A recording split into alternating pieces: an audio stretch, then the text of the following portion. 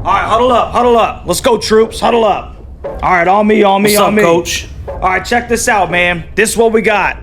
We are 3-4. All right, 0-3 in the conference. Yep. Okay? This season has not gone how we wanted it to. But I want you to first and foremost understand this. I love each and every one of you young men. Each and every one of you young men. We love you, and Coach. This is the learning lesson in life right now.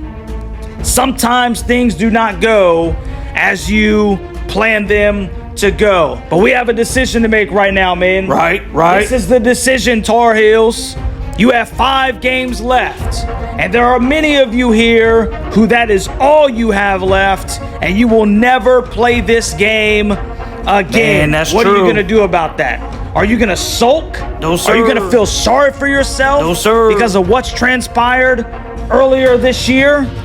Or are you going to stink and put your back against the wall and fight your way out of the hole that we've dug ourselves in? This is where growing is done. Let's go, This is Coach. where men are built. Let's go, You got Coach. 5 games. 5 games. You need to win 3 of them. We're to going go for forward. 5, baby. And it all starts with this stinking Saturday. Let's as go, we go Coach. up to Charlottesville, Virginia, in the South's oldest rivalry, and we are going to hand them their ass. Yeah! That's what we're going to do. Are you with me, gentlemen? Yeah! Let's go, Coach. Because I'm here to tell you right now, okay, when we go up to Charlottesville, this is the mentality that we will stinking have. You see this? You will get off the bus with this stinking mentality right here. I want to see this on your stinking faces, because maybe we have lost some battles, but we will not lose the war. We will be Tar Heels. We will hold this stinking ground. Yes, sir. And we will fight back, because we do not back down. That's hard. Everybody on the All same day, page. baby. All right, baby. Let's get to work. Here we Let's go, baby. Let's go. Let's go.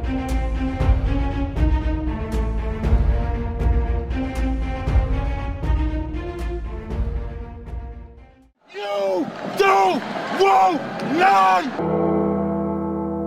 You don't want none! What's going on, Tar Heel Nation? It is your favorite North Carolinian, Russ, the Tar Heel, and I hope you enjoyed my little pregame UVA speech. It is put up or shut up time for real. We'll get into the Carolina UVA game, but before we jump into that, shout out once again to my Huddle Hooligans for helping me keep the stinking lights on, baby. Shout out to everyone subscribed to the channel, and shout out to the Heels that are still with me, win, lose, or draw. My true Tar Heels in the house. Don't forget, night before Virginia call-in show at 8 p.m., and it's still up in the air if I'm going to be able to get off of work for the live reaction and watch party. I'll let you guys know. Updated ACC standings. Clemson's in first at 6-1, 5-0 in the conference.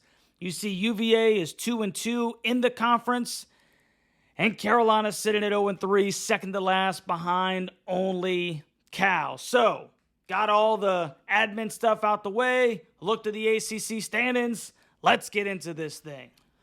The 3-4, 0-3 North Carolina Tar Heels head up to Charlottesville, Virginia to take on the 4-3, 2-2 Virginia Cavaliers in the South's oldest rivalry. According to GoHeels.com, UNC owns a 66-58 with 4 ties record against the Cavs and an even 27-27 record up in Charlottesville. The first meeting between these two programs was a 30-18 loss back on October 22nd, 1892. And the last meeting between these two programs was last year on October 21st, where a really bad Virginia team came into Chapel Hill and derailed the 2023 Tar Heel campaign by beating the undefeated number 10 Tar Heels 31-27. This matchup has also resulted in a 5-5 tie in the last 10 matchups. Now, interesting facts about UVA. The University of Virginia official mascot is the Cavaliers, but they are also known as the Wahoos or the Whoos for short. The name Cavaliers comes from historical Virginia Cavaliers, who were royalist supporters during the English Civil Wars in the 17th century. The school's mascot is known as the Caveman, who is depicted as a swashbuckling Virginia Cavalier, whatever swashbuckling means. And the students at UVA are called Wahoos or Whoos, which come from the school's fight cry, Wahoo-wah. Now, there are a couple of theories about where this cry came from. Number one, they say that it came from Washington and Lee baseball fans that called the UVA fans rowdy Wahoos. Number two, it's possibly an Indian yell, which I was in the 3rd Armored Cavalry Regiment in the Army, and we had a war cry that goes, Aiya! So I can imagine that that's possibly what the origins were of Wahoo-wah is. Or three, and possibly, another option, it's a fish that they say can drink twice its weight. So there you stay and have it. I guess a wahoo is a fish that can drink twice its weight. Anyway, UVA is led by head coach Tony Elliott, who was in his 3rd year at UVA with a 10-19 record at the school. He served as an assistant coach at Clemson from 2011 to 2021 and was part of Clemson's 2016 and 2018 national championship teams as an offensive coordinator. The Who's leading passer is 6 foot, 183-pound sophomore quarterback Anthony Calandria, who has thrown for 1,649 yards, 11 touchdowns, and only 4 interceptions. He also has 235 yards on the ground with 2 touchdowns, so he is capable with his feet. Virginia's leading rusher is 5'10", 215-pound senior running back Kobe Pace, who has 366 yards on the ground on 81 carries for 2 touchdowns, which is good for 4.5 yards per carry. He also has 148 yards receiving on 14 catches. And the Cavs' leading receiver is one of the best in the Atlantic Coast Conference, the 6'4", 220-pound senior wide receiver Malachi Fields, who has 40 receptions for 606 yards, 4 touchdowns, good for 15.1 yards per catch.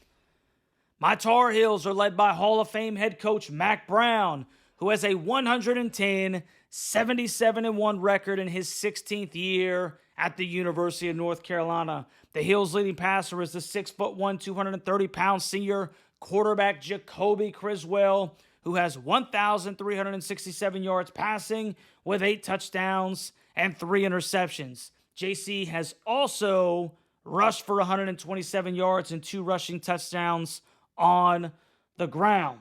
The Heels' leading rusher is the 6', 220-pound All-American junior running back O'Marion Hampton, who has 901 yards rushing on 155 carries, good for 5.8 yards per carry, and 7 touchdowns. And Carolina's leading receiver to this point is the 6'2", 210-pound senior wide receiver J.J. Jones, who has 21 receptions for 364 yards and 2 touchdowns, good for 17.3 yards per catch. So now that we've looked at the individual leaders, let's take a look at the team statistics. And we can see that Carolina is averaging 444.4 yards of total offense compared to 422.3 for the Cavs. Carolina's giving up 399.9 yards on defense compared to 389.7 for Virginia. And then Carolina scores 32.3 points per game to UVA's 28. And Carolina gives up 30.4 points per game compared to Virginia's 25.7 points per game. So now that we've looked at all the statistics, both individual and team, let's get into Russ's keys to the game, starting with the Tar Heels. Key number 1, this football game has got to be the O'Marion show. Not only should Big O get 30 touches in this football game, but he should also be utilized repeatedly in play action sets, making the defense bite up. Virginia just got finished tackling Phil Maffa for the Tigers out in Death Valley for an entire 60 minutes. Let's see how they like that back-to-back weeks with a bell cow as we give it to O'Marion both up the middle and off tackle. Make that Who defense hate life. Big O should get 30 stinking touches, and every time he's not touching the football, that Virginia defense should think he's touching the football, if you catch my drift. Key number 2, make UVA one-dimensional. Calandria and Malachi Fields are the weapons. Now, Virginia hasn't necessarily been a team that has flourished running the football. This is what I say, shut it down anyway. Put Marcus Allen on Malachi Fields, leave a safety over his head for help, at least pre-snap, and cut off the head of the snake. If you commit to stopping the run while simultaneously doing your best to take Fields out of the game, now you've got a legitimate shot at beating this team on the road. And key number 3, cover the quarterback.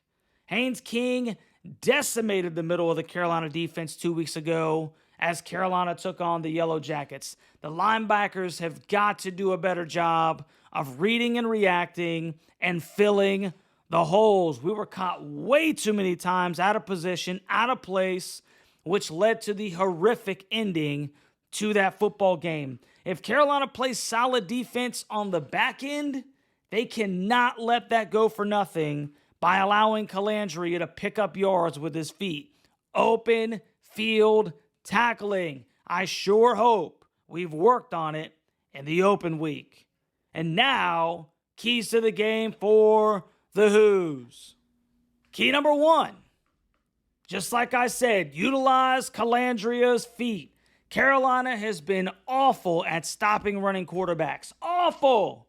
JMU's Barrett, Pitt's Eli Holstein, and Tech's Haynes King have decimated us. If it's not broken, don't fix it. Utilize Calandria's feet, man. Right up the middle, right up the gut. Key number 2, speaking of right up the gut, attack the gut. Where's the soft spot on this Carolina defense? Right up the middle. If I'm an opposing coach playing North Carolina under this regime, I'm challenging manhoods every game by bullying you until someone does something about it. You know what stops a bully from bullying?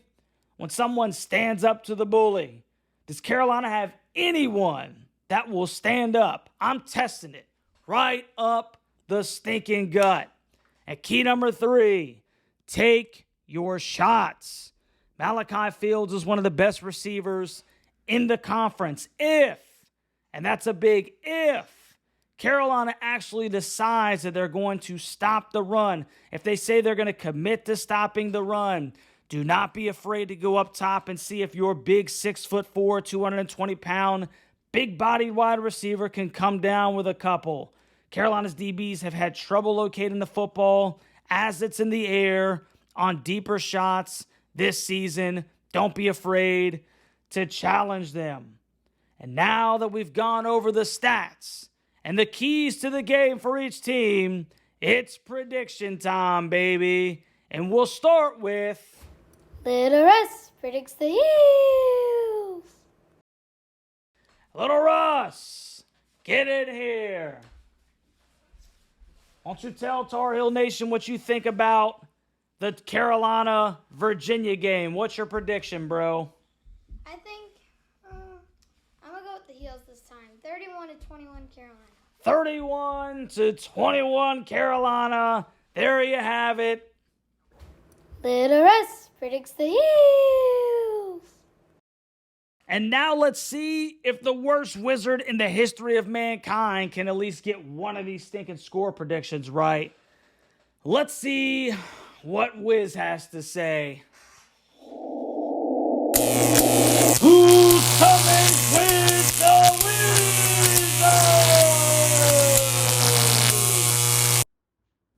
What's up, Wiz? You're 0-2, bud. You're not faring too shabby yourself there, pal.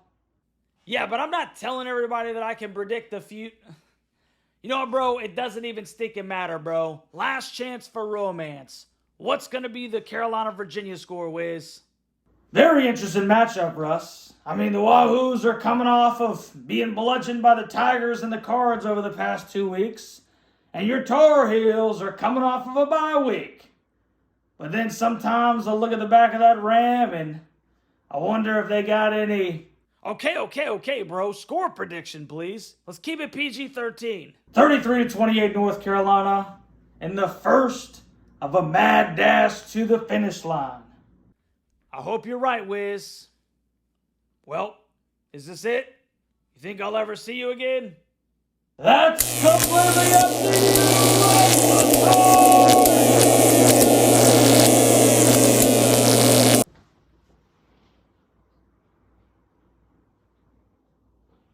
Wow. What a guy. There you have it. Wiz has spoken. Now, the ESPN matchup indicator gives the Hoos a 56.5% chance at beating the Heels, and UVA is currently a 4-point favorite according to ESPN Bet. And now for your boys' thoughts. Carolina has had 2 weeks to prepare for this football game. Kind of. Obviously, there was time set aside so that the football team could visit Sumter, South Carolina, and attend the funeral of Carolina wide receiver Ty Lee Craft. Rest in peace, my friend. And coming back from that, this team literally is at a fork in the road. A lot has happened to them this year. The question is, how do you as an individual and as a team respond to adversity? There is too much experience, age-wise, on this football team for Carolina not to make something happen. Mac is constantly talking about growing from these experiences and the multitude of life lessons that are being learned by the adversity that this team has faced. But those lessons are still going to be measured in wins and losses. Not necessarily wins and losses on the scoreboard, but were you able to dig yourself out of the metaphorical hole that you've dug yourselves in, or that we have dug ourselves in? Did we fight until the end? Or did we just give up and let down both the name on the front of our jersey and on the back of our jersey? I believe that there is moments in everyone's life when they say to themselves, enough is enough. Where they draw a line in the sand and they say to themselves, win, lose, or draw, it's all getting poured out right here. And I'm hoping that there has been a lot of self-reflection this past 2 weeks. I'm hoping that each Tar Heel finds that inner dog. Then they just go for it. Gut feeling. Heels, 33-31 in a really good football game that gets the Heels back to 500. Big O has a workmanlike day, and he gets over the 1,000-yard mark for the year. And the Heels do just enough to outlast the Hoos, and they start this mad dash to the finish line on the right foot. These kids, I'm hoping that they got my boy Ty Lee in the back of their mind, and they play with everything that they possibly have, understanding that that's what Ty Lee would do. So you let me know what you think down in the comment section, Tar Heel and Wahoo Nation. Is your boy onto something? Or am I sitting up there in the stinking nosebleeds having no idea what I'm talking about? Like, share, and subscribe to the channel. And we'll see you Thursday for the call-in show. Go Heels, baby. I'm a